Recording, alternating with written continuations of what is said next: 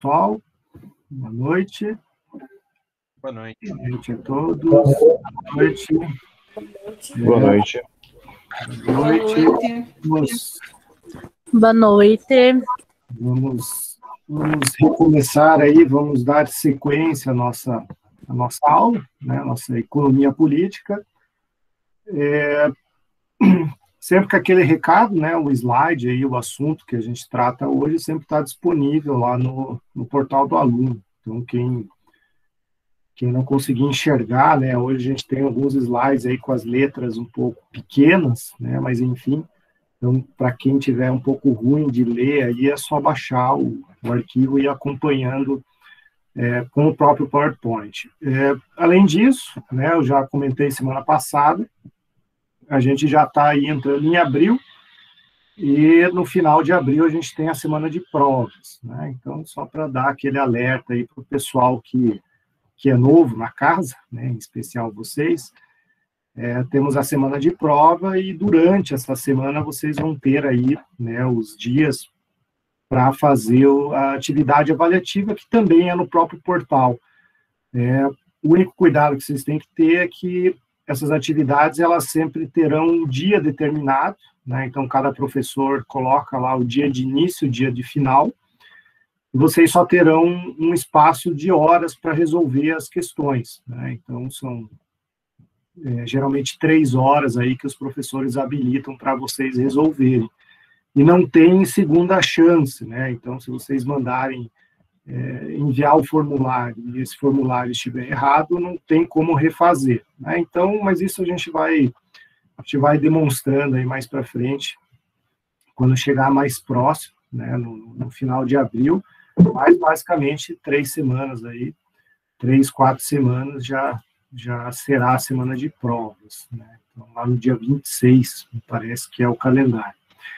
Então, mas aí, com a proximidade, nós teremos ainda hoje mais 3 aulas, pelo menos, então a gente vai falando com calma. Bom, eu vou compartilhar aqui a tela, o slide, né, o PowerPoint, para vocês irem acompanhando. Hoje a gente entra num assunto bastante importante, e aí é um assunto que acaba sendo bastante presente na vida de cada um de vocês, que é a questão da relação de consumo, né? Todos nós somos consumidores, todos nós compramos alguma coisa, e aí a gente vai falar um pouquinho sobre isso, né? O quanto que a relação de consumo, quanto que o consumo ele é importante dentro aí do cenário econômico, e ao mesmo tempo a gente vai dar uma breve pincelada como que a lei acaba protegendo o consumidor, né? Então hoje a gente vai falar, óbvio, brevemente, né, a gente vai falar dos principais princípios, das ideias gerais aí do Código de Defesa do Consumidor. A gente não vai falar do código inteiro, a gente não vai falar da lei inteira, até porque vocês vão ter, ao longo do curso, uma disciplina de direito do consumidor que deve, né, se prolongar por um semestre inteiro. Então, né, vocês vão ter isso mais para frente. O que hoje a gente vai fazer é trazer uma noção, uma ideia, né, os parâmetros gerais aí das relações de consumo. Bom, por que o consumo acaba sendo importante, né? Por que o consumo, em termos econômicos, aí acaba sendo importante? Porque a gente vive num modelo, né, de economia chamado capitalismo, em que, basicamente, as pessoas, os meios de produção produzem para um contingente de pessoas consumir. Então, sem a gente ter essa ponta, que é o consumo, né, não existe necessidade de produção, ou seja, a economia não gira, né? Então, na verdade, o consumidor aí é o grande motor do capitalismo. A gente é bombardeado dia após dia, o tempo todo, né, com situações aí para consumo. Consumo, aí nós temos aqueles bens essenciais e os bens não essenciais, e cada vez mais a gente né, levado a consumir itens que, por um certo momento, não é essencial, mas, de repente, se torna essencial, né? Então, a gente tem aí a própria evolução da sociedade e a própria evolução tecnológica.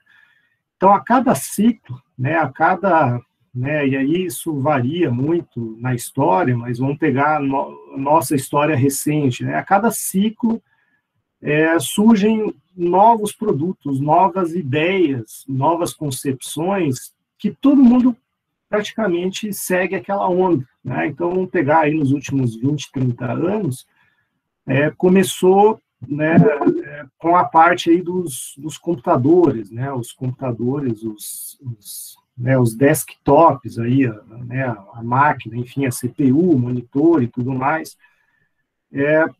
Esses computadores evoluíram, né, e, de certa maneira, hoje em dia, não é mais tão popular o computador. As pessoas colocam, talvez, como uma primeira necessidade, o celular, né, o smartphone. O computador, ele ficou no segundo plano, né? Eu conheço muita gente aí que só tem smartphone de 5, 6 mil reais, e não tem computador, né, não tem um desktop. Então, vejam, são ciclos, né? As pessoas, ou, né, para quem é mais antigo, aí, há um tempo atrás, na década de 80, né, a gente tinha lá o Walkman, as fitas cassete, escutar música. De repente, a tecnologia evoluiu, passou para o CD. Aí todo mundo tinha o Discman, né? Era o toca CDs. De repente, surgiu o tal do MP3, né, que foi um grande impacto aí na música. Ao mesmo tempo, a internet começou a permitir o download. Aí a gente começou com os iPods, né? Então todo mundo tinha aquele só para escutar música. E isso se tornou obsoleto, porque hoje todo mundo tem no celular. Então, vejam, a cada ciclo, né, a cada situação, aí a gente é bombardeado por uma nova, né, tendência, uma nova escola, uma nova tecnologia, e a gente está sempre consumindo, né, sempre consumindo, buscando, né, aquilo que é o que esse capitalismo tenta fazer parecer, que o consumo leva a um bem-estar, né, que o consumo levaria a um bem-estar. Diversas pesquisas já comprovaram, já demonstraram que possuir, né, não significa felicidade, né? Pessoa rica, cheia de bens, não significa que ela é feliz. É claro que ajuda muito, facilita bastante, né? Mas não é uma causa e efeito direto, existem vários fatores aí.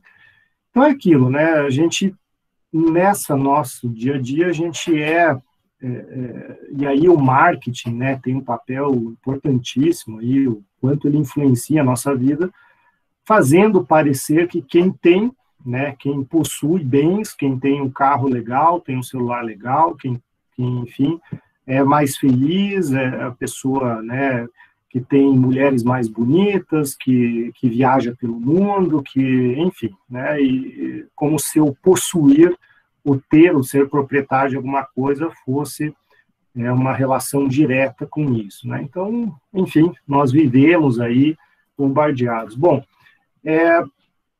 o que é o consumidor, né? O consumidor é aquele que compra, é aquele que é o destinatário final, né? Então, é o comprador do produto, ele possui recursos, ele tem a disposição aí de pagar, né? Então, obviamente, é sempre uma questão de excedente, o quanto a gente consegue substituindo, né, ou saneando o básico. Então, a gente tem a alimentação, a gente tem o transporte, a gente tem o vestuário, né? Depois disso começa, né, o excedente aí que a gente busca o prazer, né? O prazer de comprar. Então, é o excedente do consumidor, ou o quanto o comprador está disposto a pagar, né? O quanto ele valoriza aquilo. Então, isso é algo absolutamente subjetivo, isso é absolutamente algo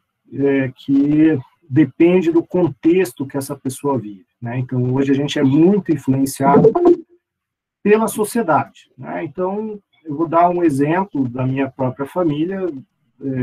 Vejam, hoje em dia, né, pelo menos nós aqui, que estamos online, ter um smartphone é algo essencial, né? A gente não vive sem mais, a gente depende dele para tudo, inclusive a gente usa o smartphone para telefone, né? Então, uma das funções dele é telefonar.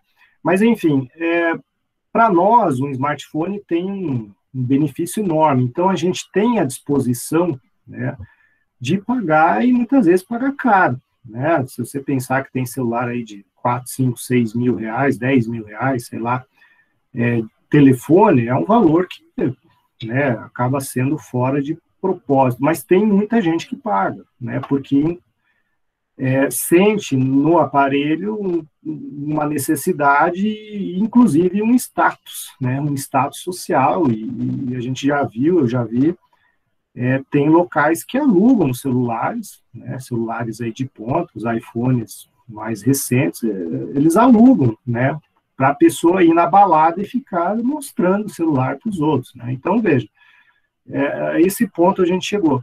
Agora, eu tenho um sogro e uma sogra que moram numa chácara, né, eles moram numa chácara, e eles não têm smartphone, não têm celular, né? Faz falta para eles? Não, né? Então, se eu chegar lá para o meu sogro e falar assim, olha, eu tenho aqui um iPhone 6, você quer comprar ele por R$800, seminovo, meu sogro vai olhar para mim, não. Por que eu vou comprar esse negócio e não uso, né? Agora, se eu chegar e oferecer para cada um de vocês, para quem dá valor a esse tipo de coisa, vai comprar na hora, né? Eu vou ter que fazer um sorteio aí de tanta gente que vai querer comprar um aparelho por esse valor. Então, vejam, né, medir o benefício, né, o apurar quanto que vale alguma coisa é algo extremamente subjetivo, né, algo extremamente subjetivo.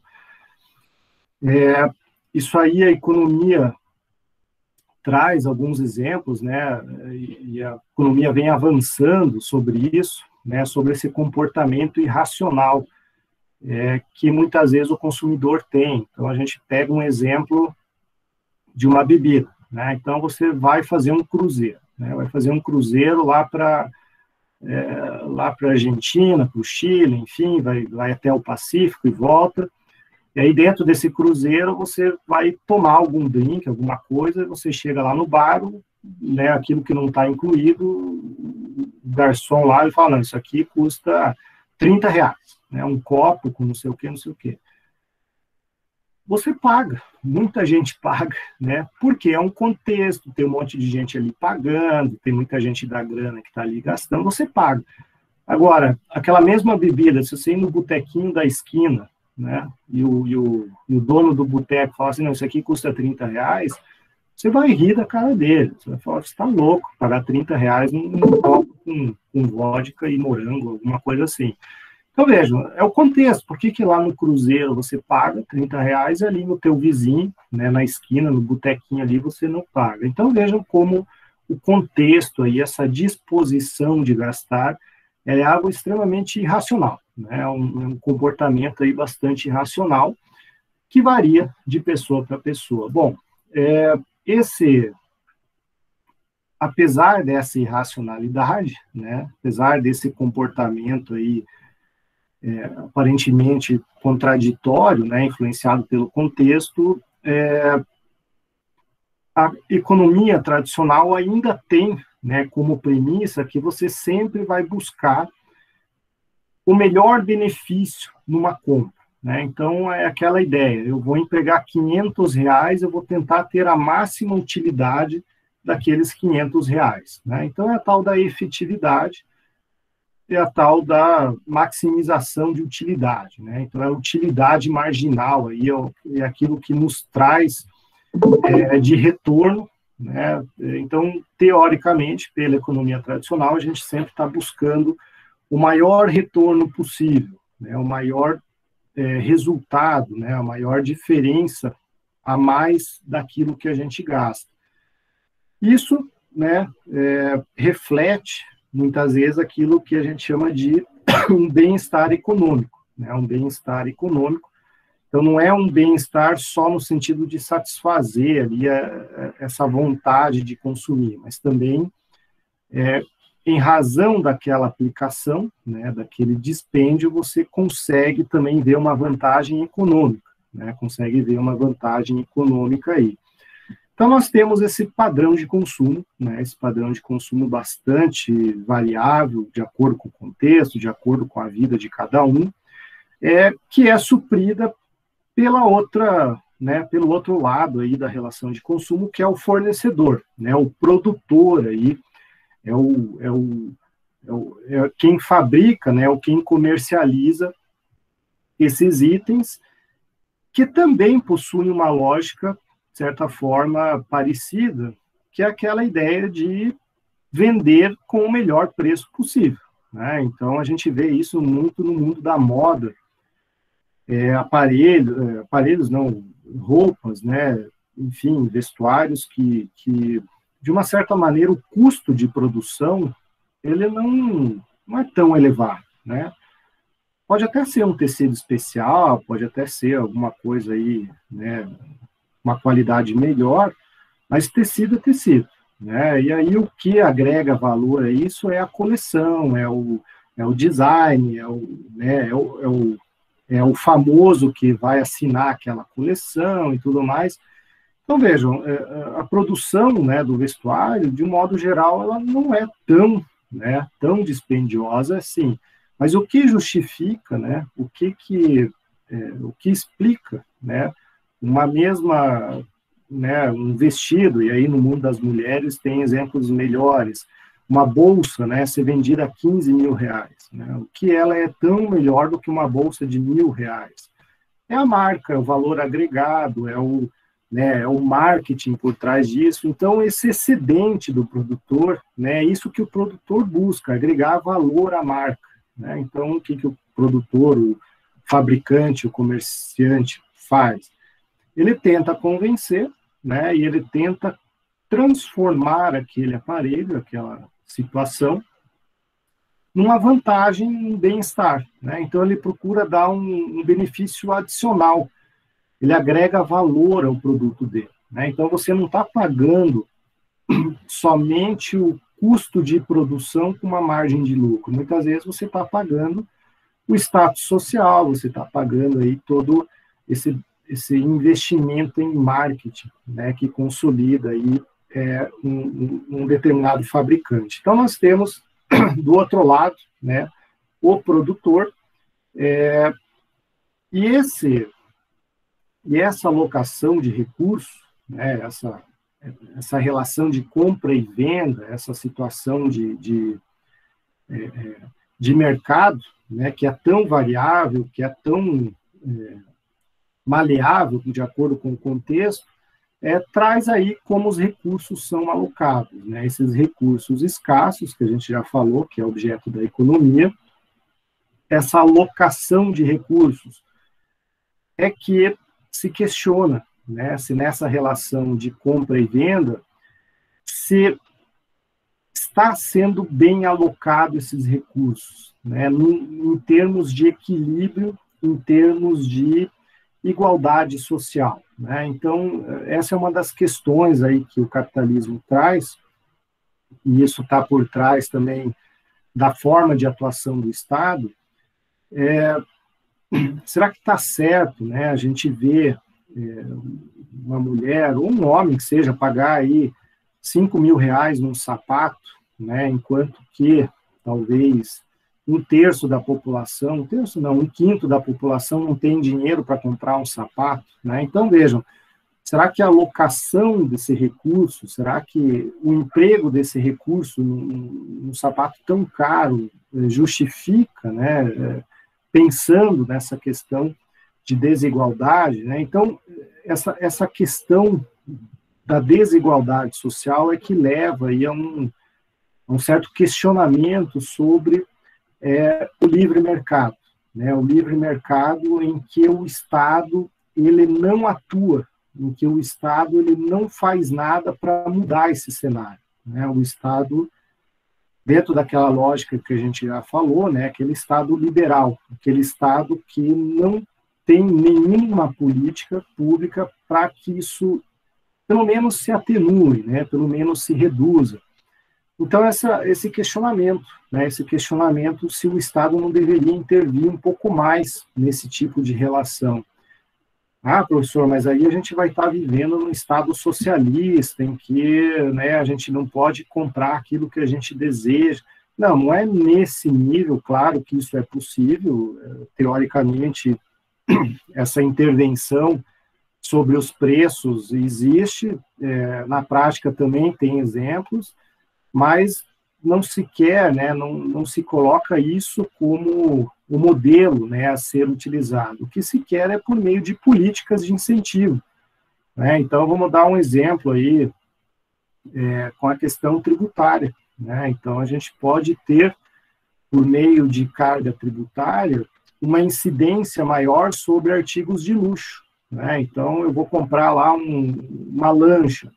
A carga tributária em cima da lancha tem que ser bastante elevada, porque aquilo não é um item essencial, aquilo não é não é algo que seja para o cidadão sobreviver, né? Então, uma lancha, um perfume caro, uma bolsa importada, enfim, tudo isso, né, deve ser tributado de forma muito superior do que um produto básico, né, do que uma cesta básica, por exemplo. Então, o direito tributário é um exemplo, é uma forma aí do Estado não ser tão ausente, né, do Estado não ser tão omisso nessa questão de tentar equilibrar, né, equilibrar essa relação aí, esse livre mercado, né, porque se deixar a coisa avançar sem qualquer política, sem qualquer cuidado, aí a gente começa a ver abusos, né, abusos aí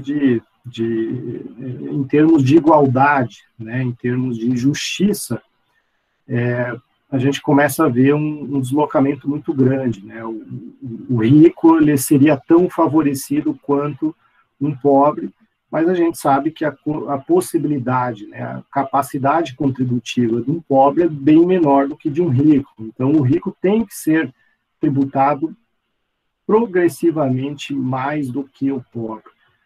Só que, óbvio, né, isso daí envolve um monte de discussão por trás, principalmente porque, né, quem faz as leis no país, quem determina essas políticas de intervenção, né, e regulação, são grupos políticos que são financiados por grandes empresas, e as grandes empresas é que manipulam o mercado para que não haja, né, essa, por exemplo, da tributação tão equilibrada como se deseja. Então, nós temos aí famoso jogo de interesses, que é muito presente, isso sempre foi, sempre será, né, se a coisa é tão ruim, é tão desequilibrada, por que não muda?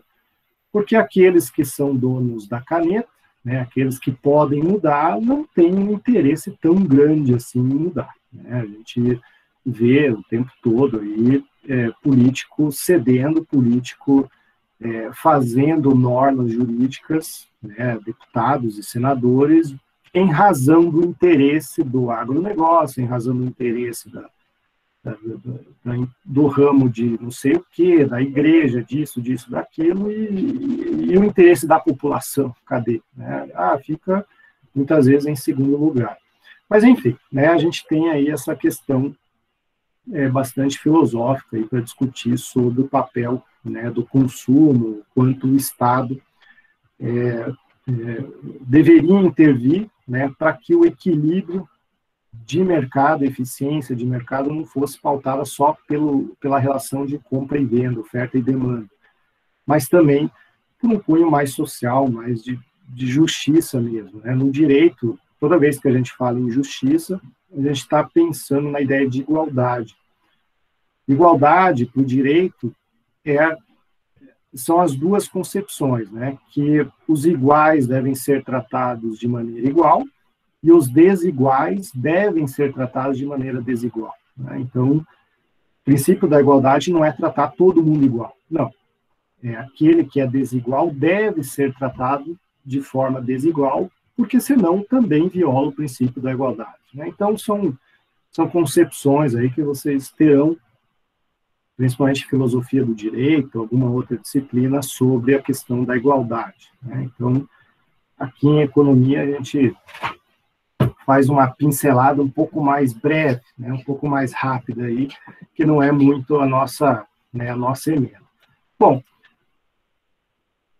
tem essa relação de consumo, temos, né, o comprador e o produtor, nós temos o consumidor e o fornecedor, só que existe, dentro dessa ideia de igualdade, existe um ponto bastante sensível, que é a questão do desequilíbrio em termos técnicos, jurídicos e financeiros de uma posição e outra, né? Então, o que acontece? O direito brasileiro, ele criou vários microsistemas para proteger os menos favorecidos, né? Então, o que é isso? Isso é colocar em prática o princípio da igualdade, né? O que a igualdade quer? Que os desiguais sejam tratados de maneira desigual. Então, o que o direito, como um todo, vem fazendo? Ele pega as categorias menos favorecidas e ele cria microsistemas jurídicos que dão uma proteção maior àquela microcategoria, àquela categoria, né? Então, nós temos o Estatuto do Idoso, para proteger o idoso, né? Então, o idoso tem que ser tratado diferente da população geral, né? O idoso é diferente, ele tem que ser tratado diferente. Isso é o princípio da igualdade. Nós temos as crianças e adolescentes, temos o ECA, né, o Estatuto das Crianças e Adolescentes, outro nicho, outro grupo que precisa ser tratado com uma proteção especial. Isso também é princípio da igualdade. Nós temos as mulheres, né, principalmente aí na questão penal, nós temos a Lei Maria da Penha, precisa ser tratada de uma maneira específica também.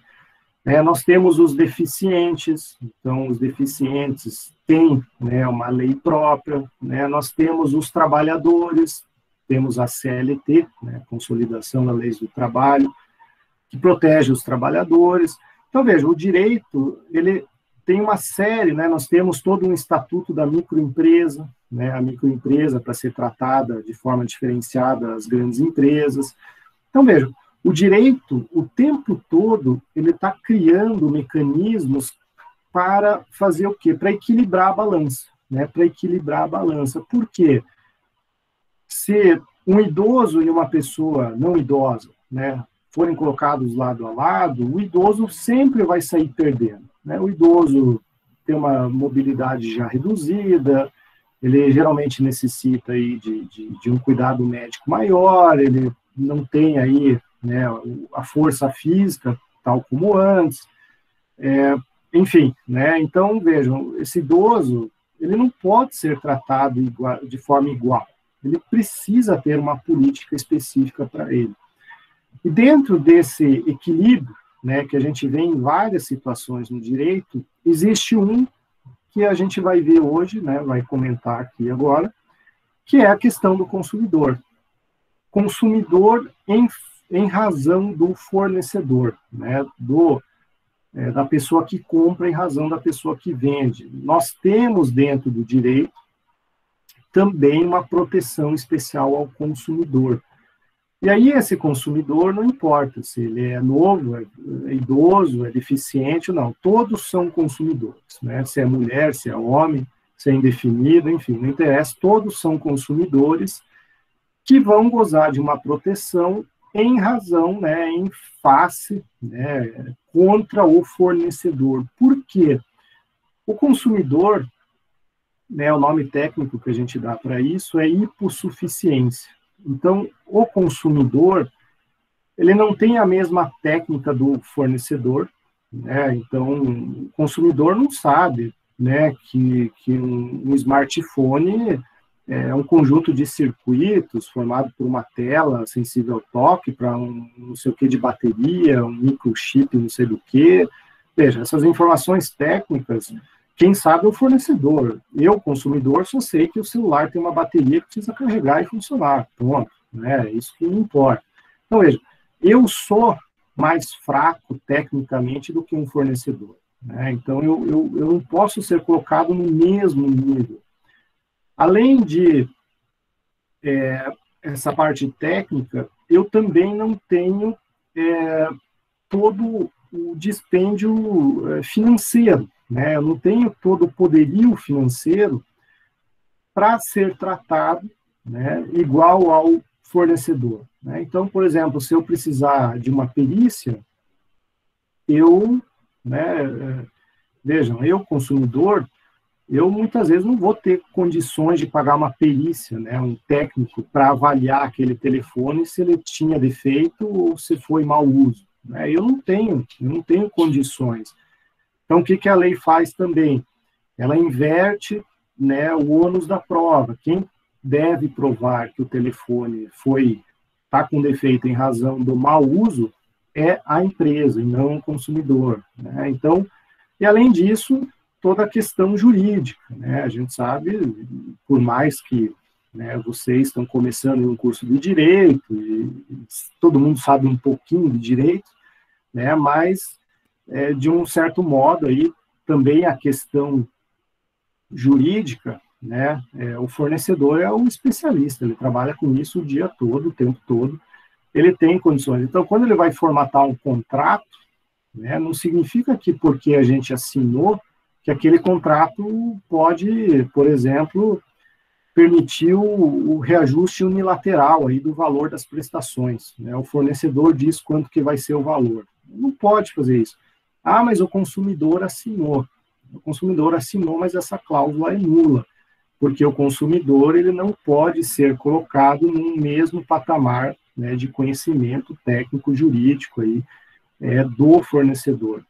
Então, vejam, esse consumidor, né, que muitas vezes a gente se coloca aí no lugar dele, porque a gente é consumidor, nós temos dentro do direito, né, um código, uma lei específica, e aí existem várias outras leis que vão regular alguns aspectos desse código, mas nós temos um código que protege a gente. E essa proteção é em que sentido? É no sentido de equilibrar a balança, né? Equilibrar a balança para permitir que nós, consumidores, possamos ter um mínimo de condições de discutir, né, no bom sentido, no sentido de questionar uma empresa e ter meios para isso, né? Então, nós temos hoje, já há bastante tempo, né, a gente está falando de uma lei de 30 anos, que é o Código de Defesa do Consumidor, a Lei 8.078 de 1990, que instituiu o Código de Defesa do Consumidor.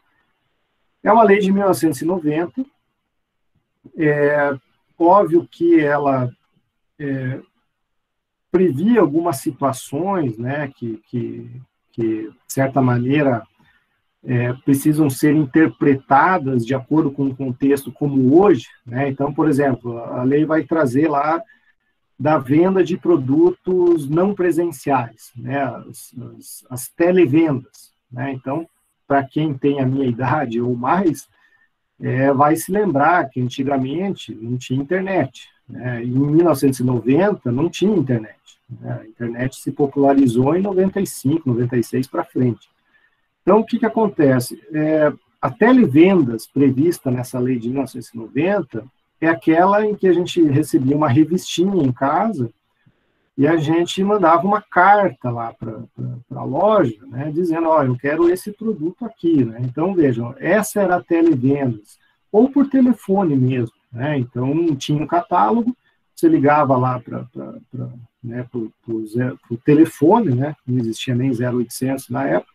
Ah, eu quero comprar aqui o jogo de toalhas do código tal, né, da edição tal, da revista tal, né? E aí eu vendia, né? Então, veja, hoje isso aí nem existe mais, acho que nem existe mais, né? Então, o que acontece? Essa mesma lógica da televendas é incorporada pela venda para a venda virtual, né, para a questão da venda aí online.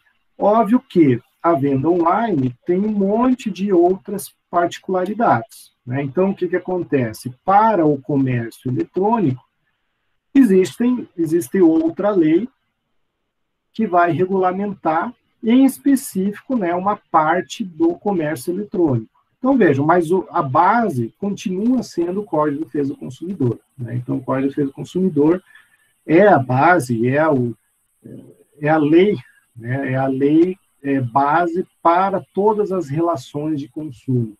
E aí o que nós temos, né?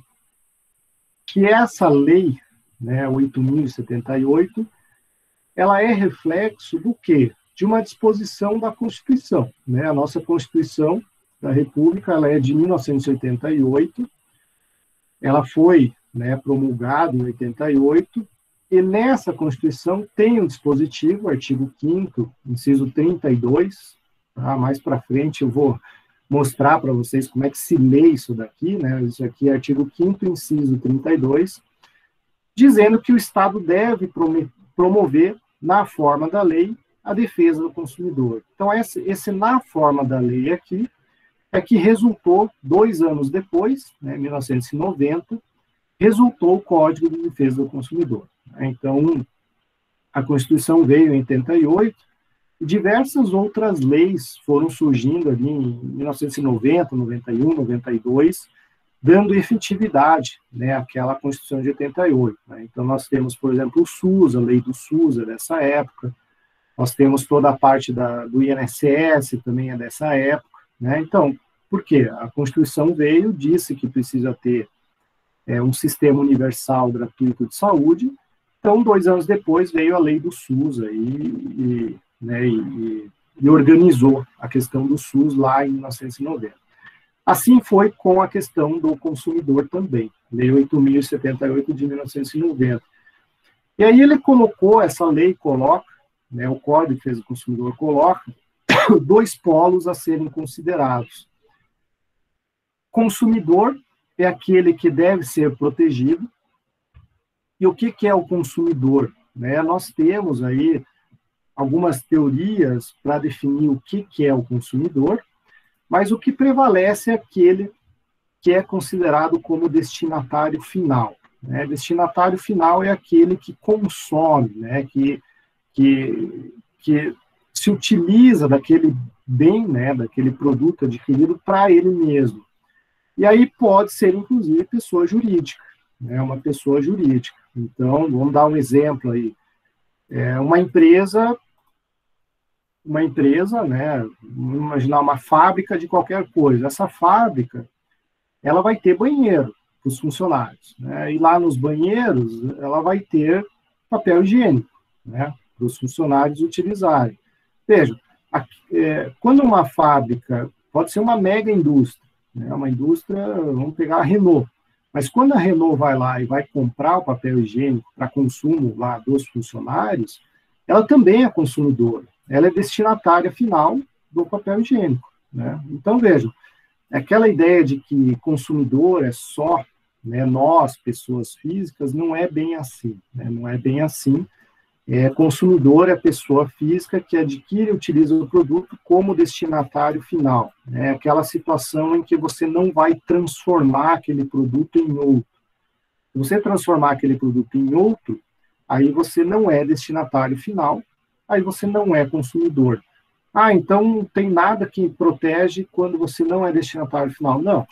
O que existe, quando você não é destinatário final, existe as outras leis, e aí em específico é o Código Civil que vai proteger você, né? Só que aí as disposições do Código Civil são muito mais brandas, vamos dizer assim, do que o Código de Defesa do Consumidor, né? Então, muita gente quer, né, se enquadrar aqui como destinatário final, porque as proteções do Código de Defesa do Consumidor são bem maiores, né, do que do Código Civil. Então, consumidor, né, e o nome dessa teoria, teoria finalística, né, aquele que usa como destinatário final. E já fornecedor, né, quem é fornecedor? Fornecedor é aquele que provém, né, aquele que desenvolve a atividade aí, e aí tanto faz, né, o Código de Defesa do Consumidor, ele joga tudo no mesmo conceito de fornecedor. Aí não importa se você é importador, se você é comerciante, se você é atacadista, se você é fabricante, se você é artesão, você vai ser fornecedor, né? Então, fornecedor envolve todas essas atividades aí, produção, montagem, criação, construção, transformação, importação, exportação, né, produtos ou serviços, né? Então, esse é um outro ponto importante. Não é só produto bem consumível, não, também os serviços, né? Então, né, vamos pegar um exemplo dos maiores demandantes, né, da justiça brasileira, os bancos, né? O que os bancos são? Prestadores de serviços. Você é consumidor de um serviço bancário, né? Então, você é protegido pelo CDC. Então, vejam, prestação de serviços também entra aqui nesse conceito. E aí, o que esse código, né, o que essa lei traz aí de relevante? Claro que eu não vou falar toda a lei tem praticamente 100 artigos, é uma lei bastante extensa, ela vai regular um monte de, praticamente todas as situações aí que pode acontecer de relação de consumo, quando tem defeito, quando você se arrepende de comprar, quando o contrato ele é nulo, a questão de multas, a questão de troca, enfim, tem, né, o Código de Defesa do Consumidor, ele é bastante extenso, né, aí ele vai trazer uma parte de direitos coletivos, né, quando toda uma coletividade é lesada, por exemplo, um produto com defeito é lançado no mercado, um produto perigoso, né, então assim, o CDC ele é bastante extenso, tanto que eu falei, né, vocês devem ter aí ao longo do curso uma disciplina tratando específico do CDC. O que eu vou falar é dos principais, as bases, né, as principais ideias que colocam, né, esse Código de Defesa do Consumidor, que colocam o consumidor como, né, o agente a ser protegido, né? Então, fazendo comentário aqui o artigo 5º da lei, né, que vai trazer os instrumentos que o direito vai pôr para que o consumidor seja mais protegido. Então, o primeiro aqui, né, artigo 5º, inciso 1º, manutenção da assistência jurídica integral e gratuita. Então, vejam só, assistência jurídica integral e gratuita significa o quê? Que o consumidor ele tem a possibilidade de obter uma assistência jurídica sem precisar pagar nada. O Estado deve promover, né, políticas ou instituições para que atendam esse consumidor, inclusive gratuitamente, né? Então, e aí as faculdades, inclusive a Uniandrade, têm um papel bastante relevante aí, né? Vocês vão saber, se já não sabem, ao longo do curso de vocês são obrigados a cumprir uma centena de horas extras, né, extracurriculares, que aí envolve uma parte com cursos, com, né, certificados aí de atividades extra-classe, e uma outra parte bastante considerável, vocês precisam fazer estágio, né, e aí a faculdade tem um núcleo de práticas jurídicas, né, um escritório que fica lá na Murici, né, na Alameda Murici, lá no centro, que atende a população carente, né? Então, o que esse escritório faz? Atende a população carente, né? E o que esse escritório, e aí vocês vão, em algum momento do curso, vão fazer, vocês vão atender essas pessoas e vão conduzir esses processos, óbvio, junto com o professor responsável, vocês vão conduzir essas ações. Então, vejam, é uma política aí de incentivo, né, assistência jurídica integral e gratuita ao consumidor. Claro que existe um órgão público específico para isso, que é a Defensoria Pública, né, mas esses núcleos de prática jurídica têm um papel bastante interessante aí. Isso tudo por exemplo, o MEC exige isso do curso do Direito, né, não é a faculdade Uniandrade é bonzinha, ela quer fazer isso, não, ela deve fazer isso, porque existe a lei, né, que diz que se você quiser ter um curso de Direito, você tem que ter, né, um núcleo de práticas jurídicas. Então, é uma ferramenta prevista aqui nessa lei. Além disso, instituição de promotorias de defesa do consumidor, né, então dentro lá do Ministério Público, para investigar as lesões coletivas, né, aos consumidores. Então, um exemplo bastante comum disso é o recall, né, lançam um veículo e o veículo tem problema no airbag, né? Então, o Ministério Público ele vai cobrar da empresa, né, medidas, e uma dessas medidas de reparação é o recall. Então, o Ministério Público tem, dentro lá do Ministério Público, setores, né, promotorias específicas para proteger o consumidor. Além disso, delegacias para crimes de relações de consumo, né, então, golpes, né, sites falsos, golpes aí, envolvendo consumo, né, os estelionatários da vida aí. Então, a lei exige delegacias especializadas para atender o consumidor e, para nós aqui, com uma relevância um pouco maior, a criação de juizados especiais, né? Então, nós temos uma previsão de 1990 que devem ser instituídos juizados especiais. Os juizados especiais são remodulados em 1995, com a Lei 9.099. Né? Então, nós temos hoje no Brasil juizados especiais com uma lei específica que facilita o acesso do consumidor ao Poder Judiciário. Né? Então, antes do juizado especial, qual que era a grande crítica que se fazia? Para você poder entrar com uma ação judicial, você tinha que contratar um advogado, que na época era caríssimo, né? Lá na década de 90 não tinha essa multidão de advogados que tem hoje, então era caro contratar um advogado e era caro entrar com o processo, né? Então o consumidor carente não tinha acesso, simplesmente não entrava com a ação.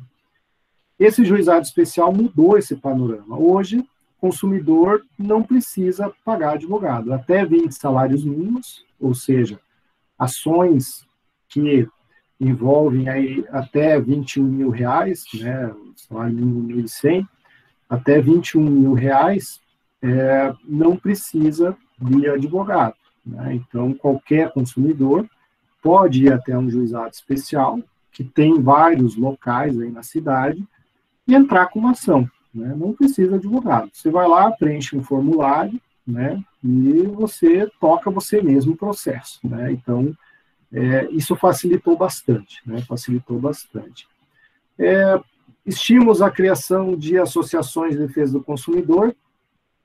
Aqui entra um papel relevante, é a partir daqui que se desenvolvem os PROCONs, né? Então, os PROCONs são entidades aí, públicas, né? Muitas vezes são órgãos de um município, uma secretaria de um estado, ou alguns deles são institutos, né? São pessoas jurídicas públicas, né? De direito público, são entidades próprias com esse objetivo, né? Então, o PROCON, aí, claro, existem leis regulando o PROCON, mas o PROCON passou a ter aí a possibilidade de analisar a infração, a legislação consumerista, inclusive aplicar penalidades, né? Então, hoje em dia, é absolutamente normal e comum PROCONs aplicando multa aí contra a empresa, e de vez em quando vocês ouvem aí na TV, ou nos jornais, enfim,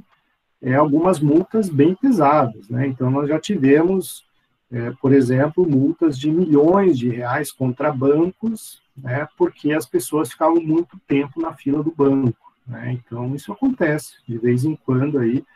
Aconteceu um bastante recente, agora, mês passado, eu acho. Eu não sei qual versão do iPhone aí que é vendida sem o carregador, né, da bateria. O PROCON de São Paulo foi lá e multou, acho que, se não me engano, em 5 ou 10 milhões a Apple, porque está vendendo um aparelho de celular sem o carregador, né? Então, é aquela coisa, né? Como é que você vende um negócio que não funciona, né? Você obriga o consumidor a comprar um outro acessório para que o teu produto funcione, né? Então, aí a gente se espanta, né? E aí entra muito o papel do direito, nós, juristas, como que a Apple, uma empresa multinacional gigante, há vários anos no mercado nacional, como que o departamento jurídico da Apple vai autorizar, né, ou autorizou o lançamento de um produto sem um carregador. Isso aí é óbvio que ofende o direito do consumidor. Né? Isso aí está evidente, né? E aconteceu agora, né, esse ano. Diga lá quem me chamou. É Milene, tudo bem? Boa noite. Oi. No caso da Apple, não caracteriza a venda casada? Então, de certa maneira, sim, eu não cheguei a ler a decisão do PROCON, por que a multa foi aplicada, mas o conceito de venda casada é exatamente esse, né? Você condicionar, né, o funcionamento de um produto à aquisição de outro, né? Então, eu confesso que eu não li exatamente a decisão para ver qual foi o fundamento da multa, mas pode se enquadrar. Professor, Oi, diga lá. eu li uma informação que, segundo eles alegaram, que quem compra, eu acho que é o 12 que foi lançado agora, sem carregador, e o 11 acho que já vinha. Eles alegaram que quem se dispõe a comprar o aparelho, muito embora já vem de outras gerações, entendeu? Não foi isso que eles alegaram, então a pessoa já tem. E realmente, eu já estou no terceiro ou quarto e tenho o carregador aí espalhado pela casa. Para mim, não me importaria. Eles alegaram que estariam pensando no ambiente, né? Mas, infelizmente, a multa foi aplicada e está aí. Pelo direito do consumidor, não pode, né? Bastante claro aí. Andrei levantou a mão? Diga lá. Professor, a Milene ele falou da questão de venda casada, né? Eu tenho uma distribuidora de bebidas e a Ambev faz muito aqueles combos enormes, assim, sabe? Então, se você comprar tantos esse fica mais barato. Isso também não é venda casada? Então, Andrei, venda casada é um dos assuntos mais polêmicos, talvez, do direito do consumidor. No teu caso, como você tem uma distribuidora, você não se enquadra como consumidor, né? Porque você compra para revender. Então, no seu caso, todo esse arcabouço aqui acaba não se aplicando, e o conceito de venda casada ele está dentro aqui da relação de consumo, né? Mas o que é venda casada? É aquela ideia de você condicionar, né, a fruição de algo à aquisição de um outro produto, né? Então, é um conceito bastante aberto aí, que esses combos, né, acabam sendo aí uma questão polêmica, né? Por exemplo, os programas de fidelidade, né? Você só pode contratar um cartão de crédito de uma loja se você ingressar num programa de fidelidade. Então, vejam, é uma venda casada, né? Você é obrigado a comprar um cartão para poder entrar num programa de fidelidade, né? Então, vejam, é bastante complicado essa situação de venda casada, né? Mas esses combos, né, esses pacotes, que muitas lojas fazem, não é exatamente a venda casada, significa a promoção, né? Então, você tem a opção de comprar um, mas se você comprar dois naquele kit, ele sai mais barato. Então, existe a individualidade, você pode comprar um só. Isso aconteceu alguns anos atrás com a questão do McDonald's, né, do McLanche Feliz. Um bom tempo atrás se questionou a impossibilidade de você comprar o brinquedinho, né, do McLanche Feliz. Você era obrigado a comprar a batatinha, o hambúrguer, não sei o quê, para poder ter acesso ao brinquedo. E o McDonald's foi condenado, né, por venda casada. Então, hoje, teoricamente, né, eu confesso que eu nunca comprei só o brinquedo, mas, teoricamente, você tem direito a comprar só o brinquedinho lá no McLanche. Quem ergueu a mão? Alguém ergueu a mão aqui, eu escutei o barulhinho, mas não estou mais vendo. Não Eu tem mais ninguém. Só concordei. Você compra o brinquedo separado. Essa é a lógica. Eu lembro dessa discussão faz já uns 15 anos, e realmente o McDonald's foi condenado aí a vender individualmente. Bom, avançando aqui, né? Além disso, né, são direitos básicos do consumidor, já no artigo 6º.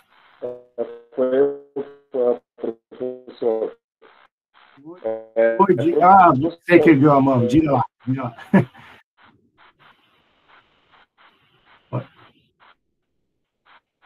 Pode falar, acho que está cortando. Está cortando, não está funcionando o microfone. Uma coisa escreve ali no chat, daí a gente dá uma olhadinha.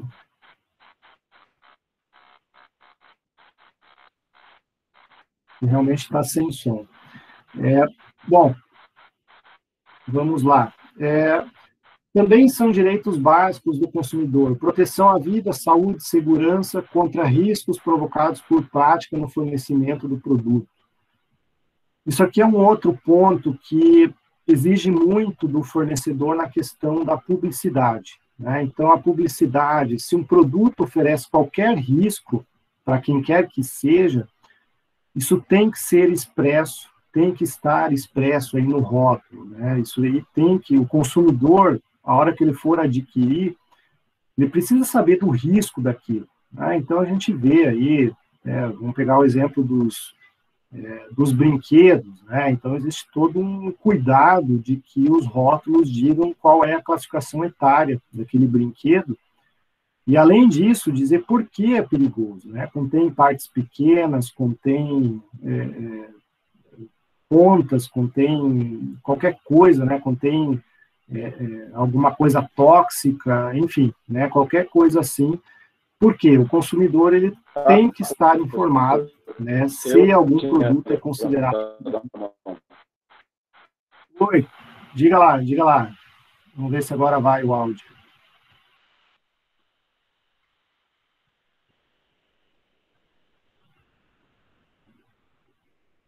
Eu acho que tá cortando lá a ligação, mas enfim. Depois, qualquer coisa, você manda por escrito, a gente dá uma olhada. Então, vejam, toda essa parte de proteção à vida, segurança, saúde, né, a gente precisa estar informado do risco que cada produto ocasiona nas pessoas. Outro item aqui, que é direito básico, educação e divulgação sobre o consumo adequado dos produtos e serviços, né? Então, vejam que eu preciso ter um manual junto com esse produto, né? A hora que eu comprar uma TV, eu preciso ter um manual, só que não adianta me mandar um manual em russo, né? Nem em chinês, nem em japonês, né? Eu preciso de um manual com informações claras em língua portuguesa, enfim, né? Eu preciso ter, né, essa educação, essa divulgação, para que serve, quais os cuidados, né? Como manusear tudo aquilo. Também é um direito básico da gente, que, né, somando aqui, informação adequada e clara sobre os diferentes produtos e serviços, especificação correta da quantidade, características, composição, qualidade, né, inclusive a carga tributária. Oi, diga lá, Mary. Então, sobre essa questão, existem várias normas, né, técnicas, a BNT e tal, normas de segurança para venda de produtos.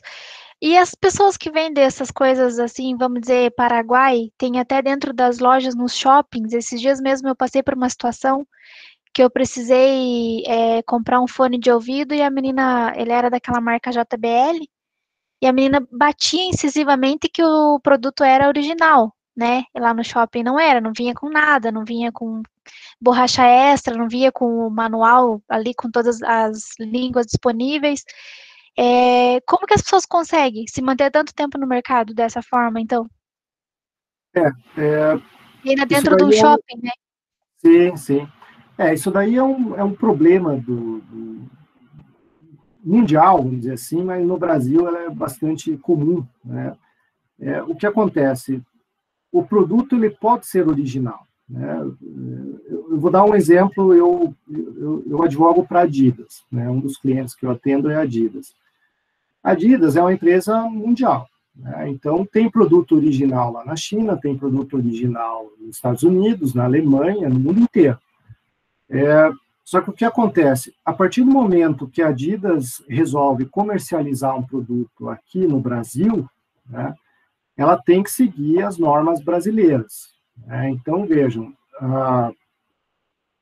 o tênis, né, ele pode ser até o mesmo produto ali, né, a parte do tecido, o cadarço, a sola, mas tem um detalhe, a etiqueta, né? A etiqueta. Existe uma norma brasileira, né, e aí a ABNT, né, que vai dizer como que deve ser a etiqueta do tênis no Brasil, né? E a etiqueta vai dizer lá, tem que pôr a composição, o que é poliéster, o que é algodão, o que é plástico, vai ter que ter lá os símbolos, né, se pode pôr ao sol, se pode lavar, se não pode. Isso é uma etiqueta que tem que ser adequada aqui ao padrão brasileiro. Então, vejam, a Adidas não pode simplesmente pegar um tênis lá da China, né, ou da Alemanha, e comercializar aqui no Brasil sem fazer qualquer ajuste.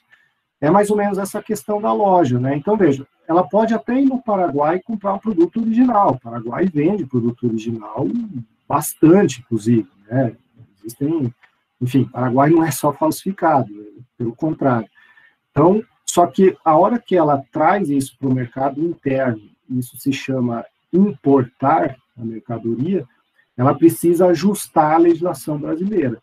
E a legislação brasileira vai exigir exatamente isso, um manual em português, vai exigir a embalagem, né, com informações mínimas, vai exigir a etiqueta, né, no padrão ABNT.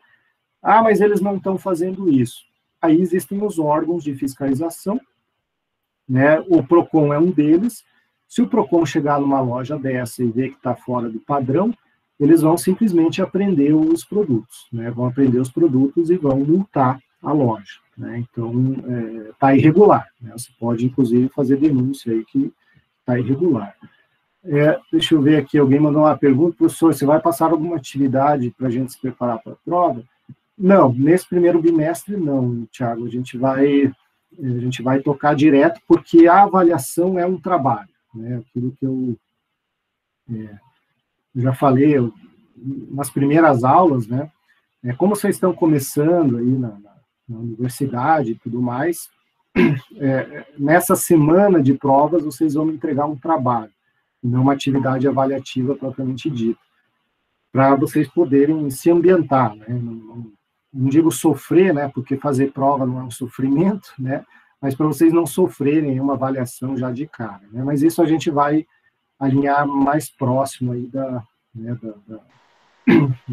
semana de provas, né? Professor, nós entramos uns 5 minutos depois que começou a aula, o senhor fez chamada? Ah, não.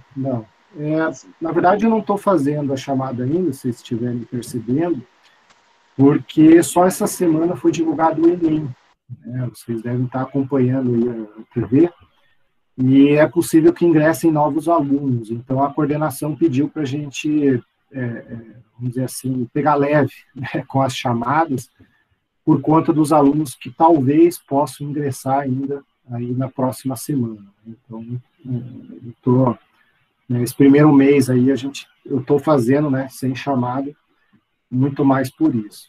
Até por conta de matrículas, muitos de vocês têm problemas aí com FIES e documentação, isso, aquilo. Então, não quero ver ninguém prejudicado por conta de burocracia, né?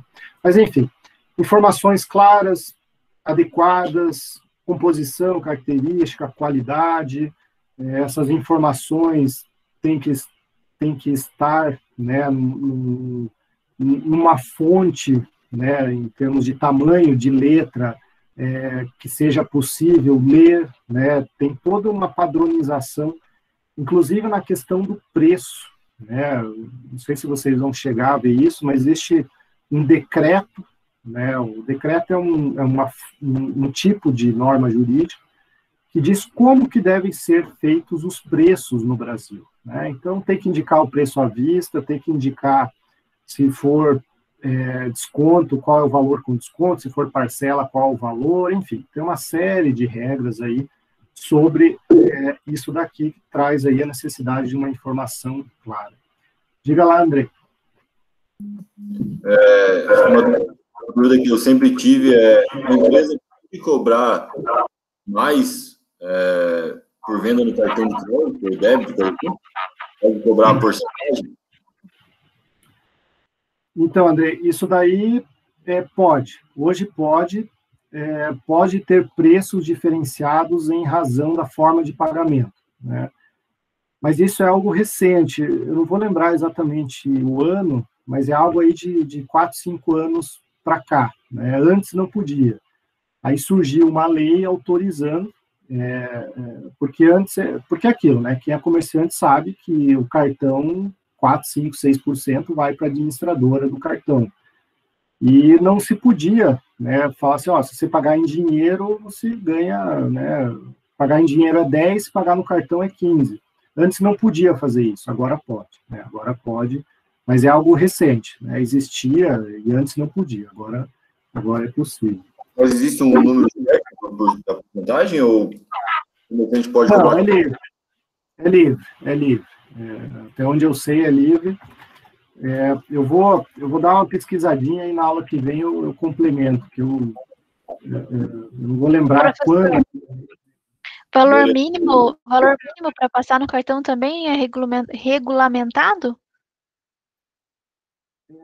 Na verdade, não que seja regulamentado, mas a interpretação que se faz é do próprio Código de Defesa do Consumidor, né, que você não pode condicionar, né, um benefício a uma parcela mínima, né? Então, entende-se, né, que viola aí o Código de Defesa do Consumidor, é uma lei específica. O problema que surge, né, muitas vezes, e aí eu vou dar um outro exemplo, eu também advogo para lojas americanas, né? E as lojas americanas, via de regra, ela parcela em 10 vezes no cartão de crédito, né? É a regra deles lá. Só que você pode ir lá dentro da loja e comprar um bombom que custa R$3, né? Aí como é que você vai fazer um parcelamento em 10 vezes de um bombom de R$3? Os bancos, as instituições financeiras, elas não aceitam parcela menor do que R$1. Então é impossível, né? Não dá para fazer parcelas de 30 centavos. E aí a gente tem várias autuações do PROCON, né, são fiscalizações aí, o PROCON notificando as lojas americanas porque ela está exigindo parcela mínima, né? Então a interpretação é diferente, parcela mínima do que impossibilidade de parcelar, né? Mas exigir parcela mínima, né? Você só pode pagar em 10 vezes sem juros se você né, se a compra for maior do que R$200. Não, eu digo assim porque tem locais que a gente vai comprar no cartão de crédito, eles exigem ali, nem que seja uma vez só, entendeu? Você tem que gastar um mínimo, tipo, R$20 para poder passar no cartão. Se for abaixo disso, a gente não passa, R$10, entendeu? Não parcelado. Sim. Nessa questão pode, desde que isso seja divulgado para a pessoa. Por exemplo, o cheque, né? O cheque é o exemplo mais clássico aí. Uma grande porcentagem do comércio não aceita cheque, né? Isso está errado? Não está errado, né? Não tem problema, desde que isso seja informado com antecedência e tudo mais, né? A pessoa não pode ser surpreendida lá no caixa na hora de pagar, né? Então, o que acontece aquela situação, né? Não aceitamos cartão de crédito, né? Tem posto de gasolina, eu conheço aqui, que não aceita cartão de crédito. Eles podem fazer isso? Podem, né? Isso aí é prerrogativa da empresa, né? Professor, bom, eu tenho uma dúvida também. Eu tenho uma imobiliária e tem acontecido algumas situações assim. O proprietário vem e deixa o imóvel para a gente para venda. Quando surge a proposta, muitas vezes quando entra a permuta, o proprietário chega e diz, não, se for à vista é tanto, mas se for permutar eu quero tanto. Nesse caso, é que nem assim, eu tento explicar para eles, geralmente o que vai valer é o valor que está anunciado, né? Ele não pode fazer isso. Se especificar isso antes, pode ou é ilegal também, porque vai ter 2 valores ali? Não, na verdade, aí você está dando desconto, né? Isso aí acaba sendo encarado como um desconto. Então, o valor do imóvel é R$ 500.000, né? Mas na hora que entra com a negociação, e aí é uma negociação de desconto, né? Aí, não, se você pagar em dinheiro à vista, sem financiamento, sem nada, eu te dou 20%, né? Eu não vejo nada irregular. Agora, anunciar isso, né, que acaba sendo um pouco... mas Não, também... Eu não digo assim no financiamento, eu digo assim, quando entra uma pessoa interessada e quer permutar, quer colocar um outro imóvel no negócio. Sim. E aí o proprietário que deixou o imóvel com a gente fala, não, se entrar o outro imóvel, eu quero tanto. Tipo assim, eles aumentam lá 20, 30 mil reais o valor do imóvel. Isso não seria ilegal? Não é uma prática ilegal? Eu não vejo, a princípio não vejo. É que a minha dúvida é se... Porque a questão de imóveis, ela, especialmente por imobiliária, tem toda a lei de corretagem aí, eu não sei se não existe alguma disposição específica, né, para a questão dos imóveis. Mas eu não vejo, a princípio, uma violação direta, né?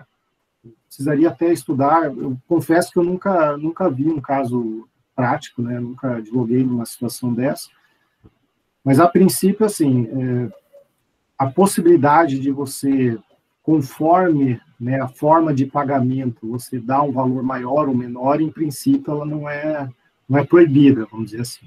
Porque ela não pode ser abusiva, mas aí eu também acabo não enxergando, né, não me parece, né, também teria que dar uma olhadinha aí se existe alguma discussão nesse tipo de assunto. Né? Porque cada pessoa que deixa, eles fazem um contrato com a gente, né? E já fica em contrato lá a 500 mil. E daí é isso que eu digo. Aí depois que entra uma proposta, esse proprietário ele quer aumentar o valor do imóvel, porque está entrando um imóvel permutante junto. Não, o aumentar não pode, né? Ele tem que honrar com a oferta, né? Isso aí sim. Isso aí é o artigo 35 dessa lei aí que fala que se você anuncia por 500 mil, se alguém te oferecer 500 mil, você é obrigado a vender por 500 mil, você não pode recusar aquilo. O que acontece quando é permuta é que precisa avaliar o apartamento, né, o imóvel do outro. Né? Aí sim existe aquela, vamos dizer assim, depreciação. Né? O teu até pode valer 300, mas eu vou te pagar 280. Só que o anunciar, né? Ó, eu vendo por 500 mil, mas se for permuta, não é 500, é valor maior, aí sim eu começo a ver como publicidade aí abusiva, né? Como não estar vinculando-se à oferta que ele realizou. Então, aí acho que já começa a ter uma violação. Né? Mas, mesmo assim...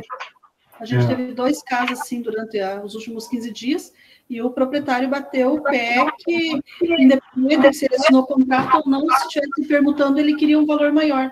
A gente interrompeu a negociação para a imobiliária não dar problema. Exatamente. A minha recomendação é anuncia pelo valor maior, e diz, né, no anúncio que para pagamento à vista, sem permuta, concede-se desconto. O efeito é o mesmo, né? Só que você começa no valor maior e dá o desconto, não ao contrário, né? Você começa no menor e dá como se fosse uma punição, né? Então, é o jeito de fazer a mesma coisa, pode dar problema, a outra não. Né? É que esses casos os proprietários falaram só após, né? Depois da proposta, não, você pode botar e tanto, né? Depois assinado já. Aí é uma outra discussão, a questão do valor da corretagem, né? Porque essas negociações, a corretagem, teoricamente, você não entra no risco, né, nessa negociação. Mas, enfim, aí é a lei específica, aí é outra discussão. Bom, avançando aqui, proteção contra a publicidade enganosa ou abusiva, né? Então,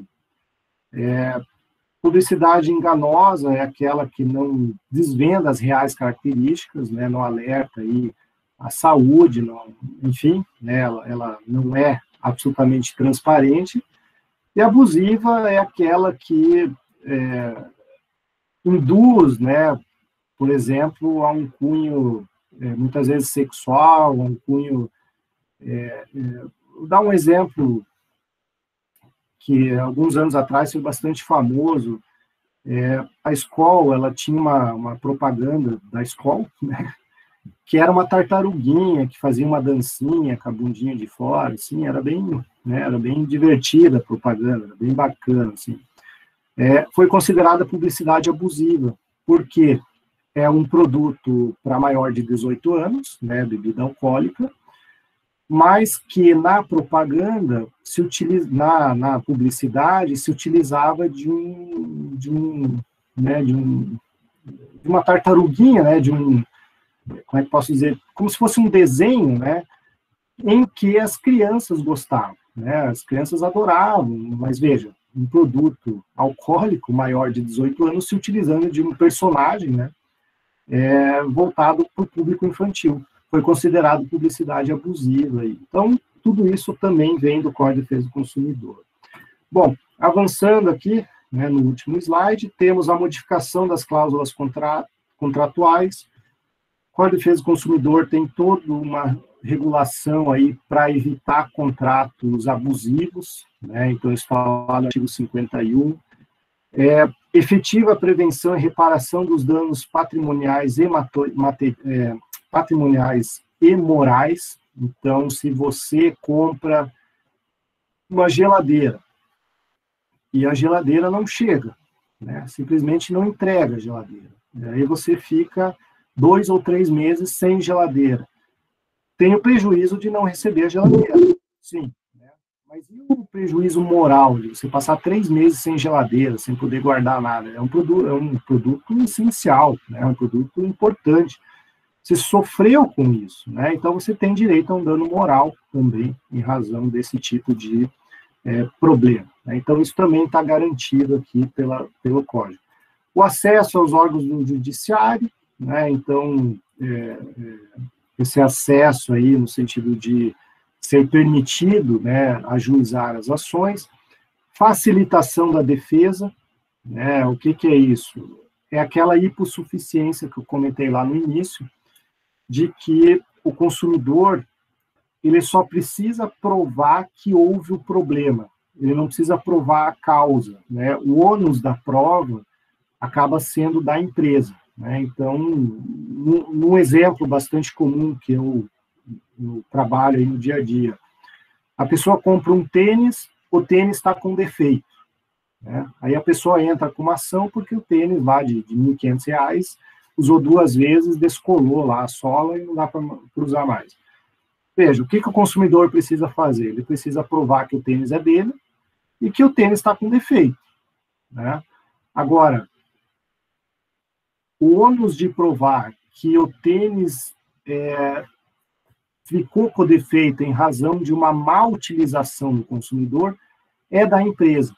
Então, a empresa que tem que fazer uma perícia para dizer que não, aquele tênis descolou, né, porque o consumidor, ao invés de lavar com água e sabão, ele colocou, sei lá onde, um calor de mais de 100 graus, né, certo? Secou o tênis em cima do fogão a lenha, enfim, o tênis descolou, né? Então, veja, isso aí foi uma má utilização do produto. Quem vai ter que provar isso? A empresa, né? O consumidor, ele tem invertido esse ônus da prova, o consumidor só precisa apresentar o indício mínimo, né? E aí é adequada e eficaz prestação dos serviços públicos em geral, que o consumidor também é consumidor aí de serviço público, né, de certidões e tudo mais. Então, esses são os princípios básicos, né, são as regras básicas. Aí eu peguei só 2 artigos que tentam resumir toda a proteção que o consumidor tem dentro da legislação, né? Então, basicamente, né, um panorama geral, essa disciplina, né, essa aula, direito do consumidor é muito bacana. Por isso, né, só ver os exemplos aí, todo mundo questionando, e já viu, já aconteceu, mas não é a nossa disciplina, né? Então isso vocês vão ter mais para frente, vão ter aí no transcorrer do curso, né? E é só um gostinho, né, aquele gostinho para, fiquem calmos que uma hora vai chegar, né? Uma hora já vai chegar. Tá bom, pessoal? Não sei se tem dúvidas, se tem algum questionamento. Está tudo certo? Tudo bem? Bom, então, agradeço aí mais uma vez, né? Mais uma noite aí, mais uma aula. Semana que vem a gente continua, né? E aí, vamos ver se semana que vem, na outra, eu já passo os detalhamentos aí dessa atividade avaliativa que vai ter que ser feita lá na semana de provas, né? Mas, como eu falei para vocês, não é uma prova, vai ser um exercício aí, vai ser enfim, uma questão mais ou menos prática, né, para vocês escreverem aí sobre ela. Mas aí eu falo isso e trago, né, os detalhes nas próximas aulas. Tá bom, pessoal? Então, agradeço a paciência. Boa noite, professor. Boa noite. Boa noite, professor. Boa noite.